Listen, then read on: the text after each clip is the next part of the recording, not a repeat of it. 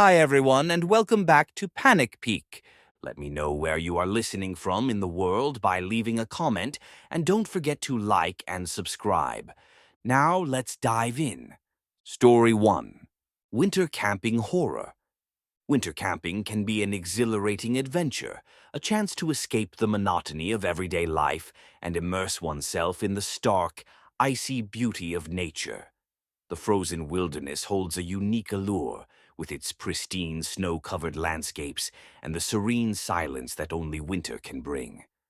But beneath the surface of this picturesque setting lies a potential for danger, a reminder that nature is as unforgiving as it is beautiful.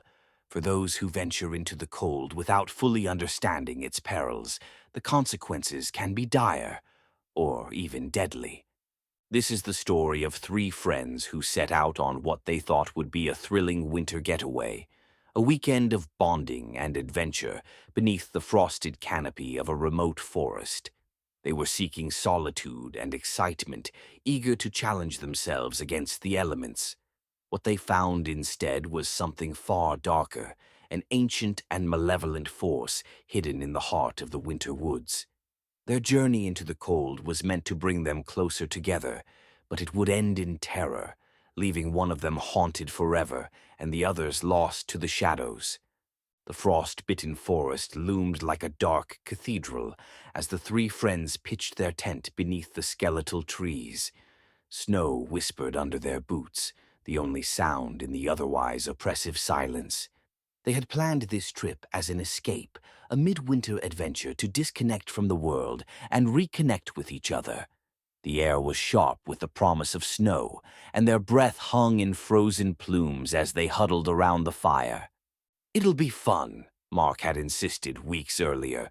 "Nothing like braving the elements to make you feel alive." Now, as the fire's glow flickered against their anxious faces, Kelly couldn't help but wonder if they'd made a mistake. "Did you hear that?" she asked, breaking the uneasy quiet. Her voice quivered, not from the cold, but from something deeper, an instinct she couldn't ignore. "Hear what?" Mark scoffed, tossing another log onto the fire. Sparks danced into the night. "She's just spooked," Danny said, though her eyes darted toward the dark expanse of trees. "It's probably just the wind." But Kelly was certain it wasn't the wind. The sound she'd heard was a low, guttural groan, like the earth itself was in pain. She didn't press the issue, not wanting to seem paranoid, but a cold knot settled in her stomach. By the time they zipped into their sleeping bags, the fire was a pile of smoldering embers, and the forest had grown unnervingly still. Kelly lay awake, her heart pounding with every creak of the trees and shift of the snow. Sleep eventually claimed her, but not for long. A scream tore through the night. Kelly bolted upright, her breath freezing in her throat. The tent's thin walls glowed faintly under the moonlight, and she could see Mark's and Danny's shapes stirring beside her. "What the hell was that?" Danny whispered, her voice trembling. "Stay here," Mark ordered, grabbing a flashlight and unzipping the tent. The bitter cold rushed in, making Kelly's skin prickle. "Are you crazy?" Kelly hissed. "Don't go out there alone." But Mark was already outside, the beam of his flashlight cutting through the darkness. "Hello?" he called, his voice echoing eerily. "Is someone there?" Silence answered him. Then a crunch of snow. Mark whipped the flashlight toward the sound, revealing nothing but trees and shadows. "I'm serious, guys. This isn't funny," he said, stepping further from the tent. Kelly and Danny exchanged a look before reluctantly following him. The cold bit at their exposed skin as they emerged into the night. The world around them was a frozen tomb, the trees standing like sentinels under the weight of fresh snow. Then they saw it. Just beyond the reach of the flashlight's beams stood a figure. It was tall and gaunt, its skin an unnatural shade of pale, like frost-bitten flesh. Its eyes glowed faintly, reflecting the light like an animal's. It didn't move, but the air seemed to ripple around it, as though it were bending reality itself. "What the?" Mark began, but the words died in his throat as the figure took a step forward. The snow beneath it didn't crunch. It whispered, as if the creature were made of smoke and ice. "Run!" Kelly breathed, her voice barely audible. The three of them turned and bolted, the creature's presence a cold weight pressing against their backs. They didn't look back, too terrified of what they might see. The forest seemed alive, branches clawing at them as they stumbled through the snow, their breaths ragged and visible in the icy air. When they finally stopped, gasping for breath, they realized they had no idea where they were. The campsite was gone, swallowed by the labyrinth of trees. We have to keep moving," Danny said, her voice barely above a whisper. But before they could take another step, the sound of whispering surrounded them. It wasn't the wind. It was voices, countless and overlapping, speaking in a language none of them understood. The air grew colder, so cold it burned their skin. The creature emerged from the shadows once more, closer this time. Its eyes bore into them, and they felt an unnatural pull, like it was reaching into their very souls. Mark screamed as the creature extended a skeletal hand, and the darkness around them seemed to come alive, swallowing him whole. Kelly and Danny could do nothing but watch in horror as their friend disappeared into the void. "Run!" Danny shouted, grabbing Kelly's arm. They sprinted blindly through the forest, tears freezing on their cheeks. The whispers grew louder, more insistent, until they felt like they were inside their heads. The trees seemed to shift and close in, herding them toward an inevitable fate. When Kelly tripped and fell, Danny skidded to a stop, hesitating for only a moment before helping her up. But that moment was enough. The creature was there, its hand inches from Danny's face. She screamed as the darkness enveloped her, leaving Kelly alone in the suffocating silence. Kelly ran until her legs gave out, collapsing in a snowdrift. She could no longer feel her fingers or toes, and her vision blurred with exhaustion and tears. The whispers had stopped, but the forest felt heavier, as though it were morning. As dawn broke, painting the snow in pale hues of pink and gold, rescuers found Kelly shivering and incoherent, her eyes wide with terror. She tried to tell them about the creature, about the whispers, but they found no trace of Mark or Danny, no evidence that anyone else had been there at all. The forest remained silent, its secrets buried beneath the snow, waiting for the next unfortunate souls to venture too deep. Story 2. Winter Grisly Horror. Camping in the great outdoors has always been a tradition for those seeking to reconnect with nature, to feel the rugged embrace of the wilderness, far from the comforts of home. But the wilderness is not without its dangers. Amidst the tranquility of the woods, there exists a raw, untamed power, a reminder that humans are visitors in a land ruled by beasts and instinct. This is the story of a camping trip that went terribly wrong, not because of a lapse in preparation, but because of a predator's relentless hunger. 3 lifelong friends, Nate, Sarah, and Liam, had decided to spend a weekend camping deep in the heart of Yellowstone National Park. It was early autumn, the trees ablaze with hues of gold and crimson, the crisp air carrying the faint scent of pine. They were seasoned campers, confident in their ability to handle the wild. Armed with bear spray, airtight food containers, and an emergency satellite phone, they believed they had prepared for every eventuality. The first day was idyllic. They hiked to a secluded clearing near a sparkling creek, setting up camp under a canopy of aspen trees. As the sun dipped below the horizon, painting the sky in fiery orange and purple, they gathered around a crackling fire, toasting marshmallows and sharing stories. The distant howl of wolves punctuated the night, a haunting yet beautiful melody. "This is perfect," Sarah said, sipping from her mug of spiced cider. "No emails, no deadlines, just us and the wild." "Don't get too comfortable," Nate joked. "Remember, we're not the top of the food chain out here." Liam rolled his eyes. "Relax, Nate. We've got bear spray and the food's stored properly.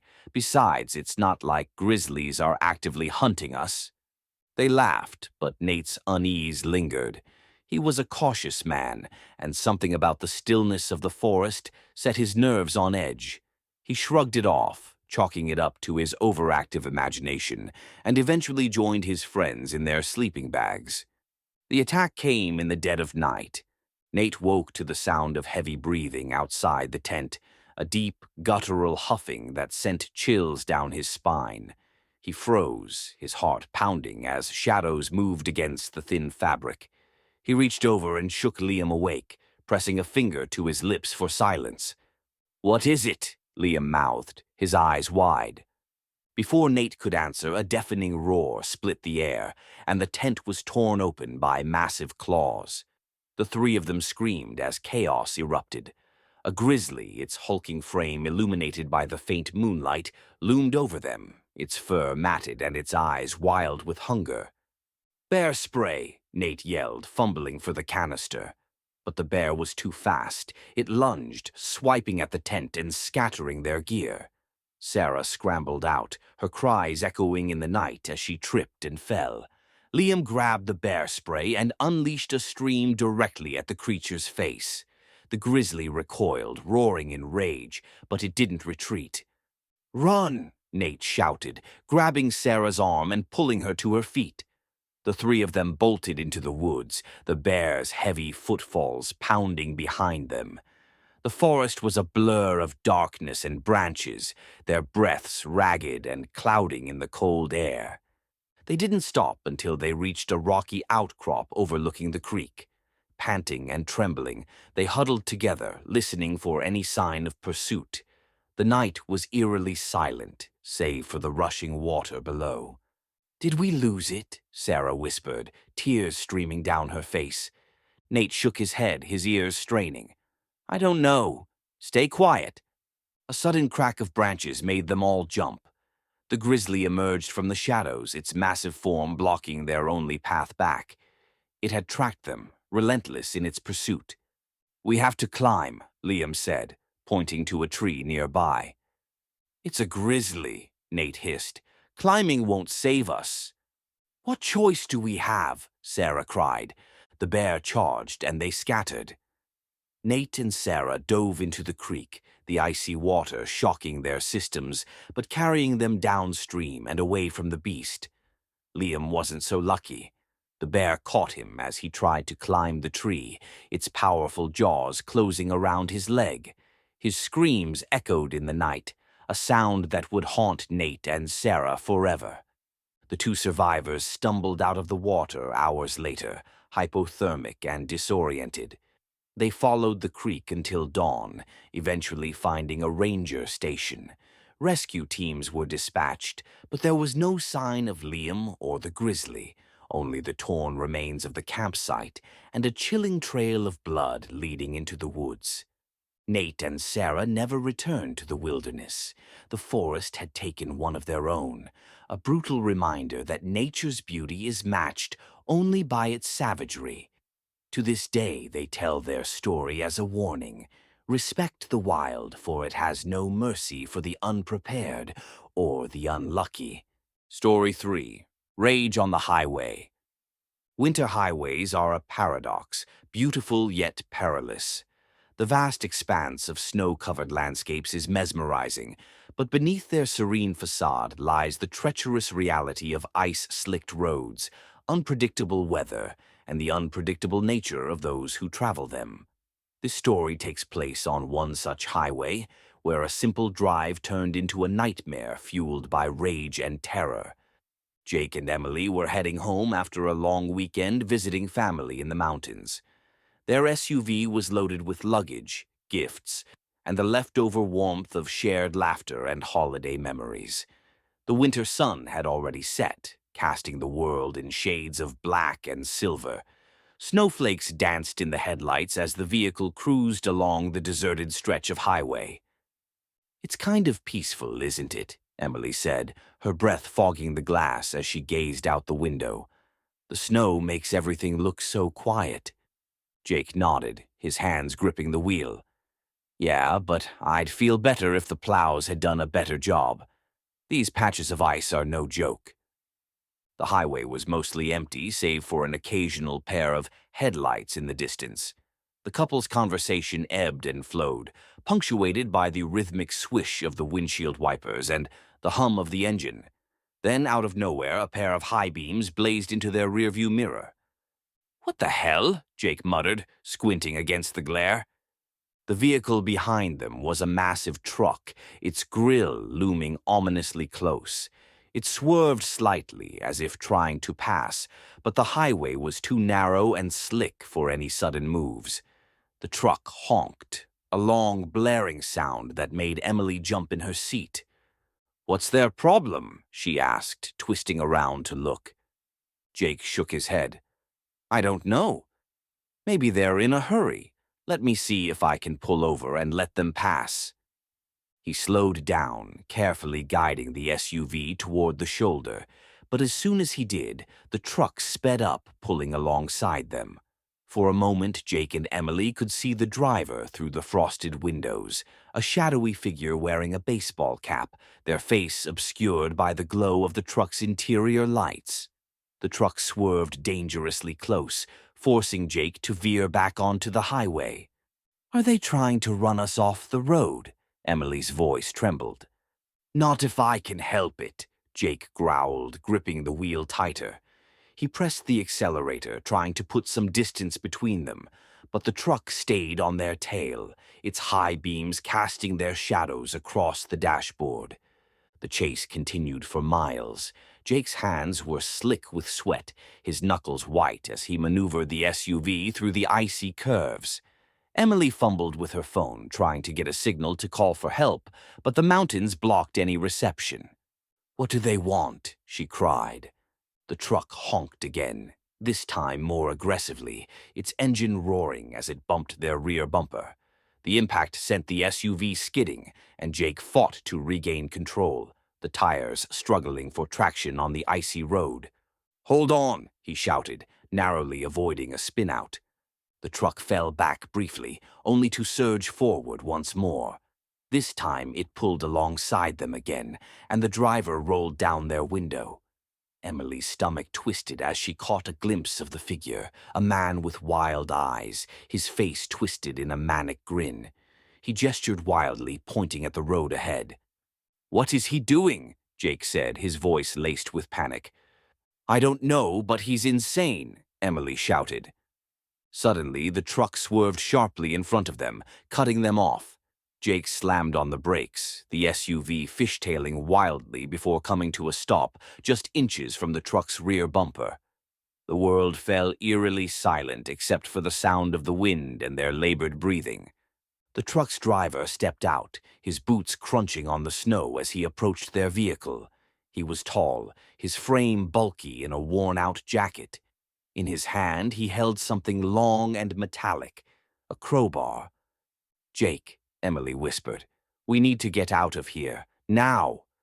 Jake threw the SUV into reverse, but the wheels spun uselessly on the ice. The man reached their driver's side door and slammed the crowbar against the window, the glass spiderwebbing under the impact. Emily screamed as Jake fumbled with the gear shift, finally managing to jerk the SUV forward. The man leapt back, his expression a mix of rage and glee as he watched them speed away. "What the hell was that?" Emily sobbed. "I don't know," Jake said, his voice shaking, "but we're not stopping again." They drove in silence, the truck's headlights growing distant in the rearview mirror.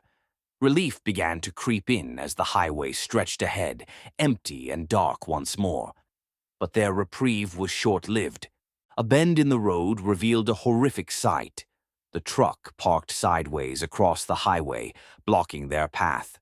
The driver stood in front of it, the crowbar resting on his shoulder like a hunter waiting for prey.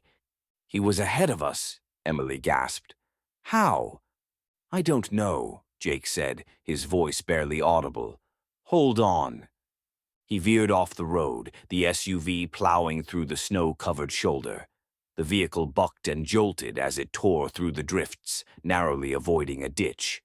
Behind them, the truck's engine roared to life once more, its headlights piercing through the night. The chase continued, more frantic than before.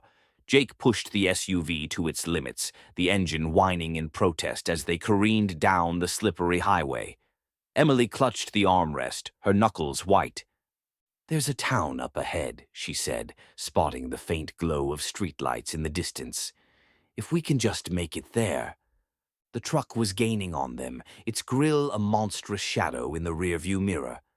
Jake floored the accelerator, the SUV's tires skimming over patches of ice. The town's lights grew brighter, closer. Then, without warning, the truck swerved and spun out, its tires losing traction. It skidded wildly before slamming into a snowbank, its headlights casting eerie beams into the forest. Jake and Emily didn't stop. They sped into the safety of the town, their breaths coming in ragged gasps. They parked in front of a diner, its neon sign a beacon of warmth and civilization. Inside, they huddled together, shaking and unable to speak, the events of the night replaying in their minds.